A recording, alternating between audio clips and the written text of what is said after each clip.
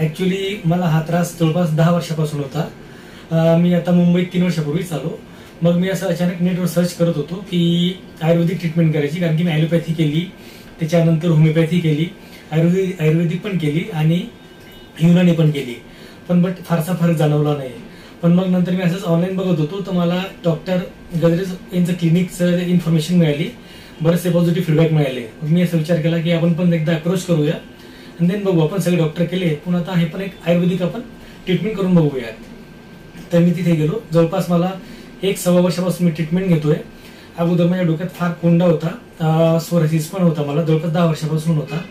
अंगावर स्पॉट होते, नंतर नखांवर होते स्पॉट, काही मानेवर, पाठीवर होते बरेचसे. तर मी आयुर्वेदिक ट्रीटमेंट चालू केली आहे मी जवळपास 1.25 वर्षापासून. तर मग त्याच्यामध्ये बरेचसे पंचकर्म झालं, त्याच्यामध्ये बस्ती केली, शिरोधारा केलं, नंतर मग रक्तमोषक असे 2-3 जे ट्रीटमेंट असतात त्या केल्या. तर त्या जवळपास म्हणजे हिवाळा असताना मी ट्रीटमेंट केला 2-3दा. त्याच्यामधून आता बराचसा फरक पडलेला आहे, म्हणजे जवळपास 90% फरक पडलेला आहे. ट्रीटमेंट व्यतिरिक्त मी जे पण असेल, म्हणजे जे पण सपोज मला त्रास होत असेल, तो सर्व डॉक्टरांना सांगायचो, शेअर करायचो. म्हणजे त्याचा काय फायदा होतो, डॉक्टर आपल्याला योग्य ट्रीटमेंट देतात. आणि मेन टाइम आपण एक काम करायचं की आपण थोडं स्ट्रेस फ्री असायला पाहिजे, थोडं म्हणजे नीट व्यवस्थित झोपायचं, चांगलं जेवण वगैरे केलं, प्राणायाम केला, औषधांसोबत. तर अजून एक थोडी जोड मिळते की औषध त्यांची जी ट्रीटमेंट असेल, इफेक्टिव्हिटी असेल, ते आपल्या बॉडीला 100% अचीव होईल आणि आपल्याला लवकरात लवकर हे ट्रीटमेंटपासून सुटका मिळेल. आणि हे मला पण अगोदरपासून माहिती आहे की सोरायसिस 100% बरा होत नाही, पण आपण त्याला थांबवू शकतो. तर आता ऍटलिस्ट म्हणजे आम्ही जवळपास 90 ते 95% आम्ही सोरायसिसला, म्हणजे जो मला होता तो थांबवलेला आहे.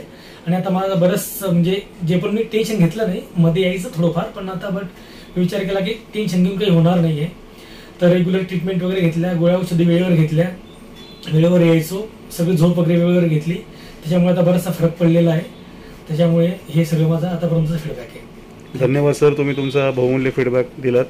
आणि आपण प्रार्थना करूयात की सोरायसिसचे रुग्ण आहेत त्यांनी आपल्या जवळच्या आयुर्वेदाच्या डॉक्टरांना भेटून आयुर्वेदाचे जर उपचार घेतले आणि त्याचा फॉलोअप जर व्यवस्थित ठेवला तर ते नक्कीच बरे होतील, त्यांना जास्त त्रास होणार नाही. याच्यामध्ये महत्त्वाचं तुम्ही सांगितलं, आहार, निद्रा, हे 2 गोष्टी खूप महत्त्वाच्या आहेत. आणि त्याबरोबर औषधं आणि वर्षातून एकदा पंचकर्म करणं.